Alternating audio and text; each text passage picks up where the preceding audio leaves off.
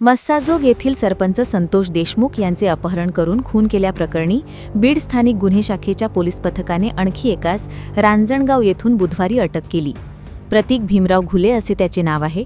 यापूर्वी दोघांना पोलिसांनी ताब्यात घेतले होते. सोमवारी ही घटना घडली होती. सर्व मारेकरी घटनेनंतर फरार होते. या घटनेच्या निषेधार्थ व मारेकरांना अटक करण्याच्या मागणीसाठी मस्साजोग व केज शहरात मंगळवारी दिवसभर रास्तारोको आंदोलन करण्यात आले. त्यामुळे संशयितांना अटक करण्याचे पोलीस प्रशासनासमोर आव्हान होते. दरम्यान खून केल्यानंतर प्रतीक घुले पुण्याच्या दिशेने रवाना झाल्याची माहिती पोलिसांना मिळाली होती. त्यानुसार पोलिसांनी रांजणगाव येथून त्याला ताब्यात घेतले. दरम्यान घटनेच्या दुसऱ्या दिवशी पोलिसांनी जयराम माणिक चाटे आणि महेश सखाराम केदार या संशयितांना अटक केली होती. सरपंच देशमुख खून प्रकरणाने बीड जिल्हा हादरला आहे.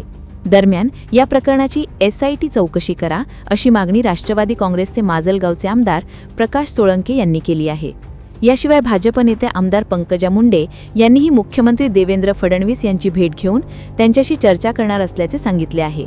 माजी सरपंच संतोष देशमुख यांचा खून, परळी येथील तरुण व्यापारी अमोल डुबे यांचं अपहरण करून लूटमार या दोन्ही घटनांबरोबरच जिल्ह्यात अलीकडच्या काळात घडलेल्या घटना चिंताजनक आहेत. पोलिसांनी या दोन्ही घटनांची स्पेशल इन्व्हेस्टिगेशन टीमकडून सखोल चौकशी करावी अशी मागणीही पंकजा मुंडे यांनी केली. बीडच्या केजमधील मस्साजोग गावचे सरपंच संतोष देशमुख यांच्या हत्या प्रकरणाशी संबंधित खंडणी केसमध्ये मंत्री आणि राष्ट्रवादी काँग्रेसचे धनंजय मुंडे यांचे निकटवर्तीय वाल्मिक कराड अटकेत आहे. त्यानंतर मुंडेंच्या राजीनाम्याची मागणी जोर धरू लागली आहे. विरोधकांसह सत्ताधाऱ्यांनी मुंडेंविरोधात आक्रमक भूमिका घेतली आहे. विशेष म्हणजे बीडमधील राष्ट्रवादीच्याच 2 मंत्र्यांनी मुंडेंना बिनखात्याचं मंत्री करा अशी मागणी केली आहे. तर दुसऱ्या बाजूला उपमुख्यमंत्री अजित पवारांनी मुंडे यांना अभय देण्याचा निर्णय घेतला आहे. मंत्री धनंजय मुंडे यांनी आज दुपारी उपमुख्यमंत्री अजित पवारांची भेट घेतली. दोन्ही नेत्यांमध्ये 1.25 तास चर्चा झाली. कराडला झालेली अटक, त्यामुळे मुंडेंविरोधात तापलेलं प्रकरण या सगळ्याच्या पार्श्वभूमीवर दोन्ही नेत्यांची भेट घेतली. यानंतर अजित पवारांची भूमिका समोर आलेली आहे.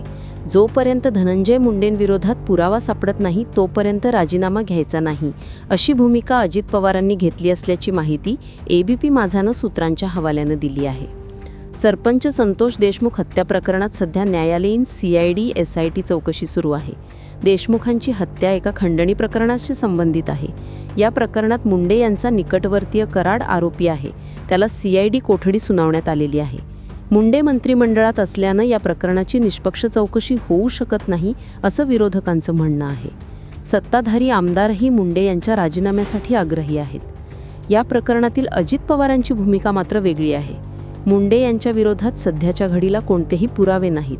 या प्रकरणात 3 चौकशा सुरू आहेत. त्यात जर मुंडे दोषी आढळले तर मग त्यांच्यावर कारवाई केली जाईल अशी भूमिका अजित पवारांनी घेतलेली आहे. मुंडे यांनी अजित पवारांची भेट घेत त्यांच्याशी 1.25 तास संवाद साधल्यानंतर उपमुख्यमंत्र्यांची भूमिका समोर आलेली आहे. अजित पवारांच्या भूमिकेवर सामाजिक कार्यकर्ती अंजली दमानिया यांनी कडाडून टीका केलेली आहे. सिंचन घोटाळ्यात संशयाची सुई अजित पवारांकडे होती, तेव्हा त्यांनी मंत्रिपदाचा राजीनामा दिलेला होता. अगदी तडकाफडकी ते पायउतार झालेले होते. आता मुंडेंच्या विरोधात अनेक गोष्टी उघड झालेल्या आहेत. कराड आणि त्यांच्या कंपन्यात जमिनी आहेत, त्यांचे अनेक व्यवहार झालेले आहेत. पण तरीही त्यांना जणाची सोडा पण मनाचीही वाटत नसेल तर परिस्थिती बिकट आहे. आता जनतेनं मुंडेंना राजीनामा देण्यासाठी भाग पाडायला हवं, जनतेनंच लढायला हवं असं दमानिया म्हणाल्या.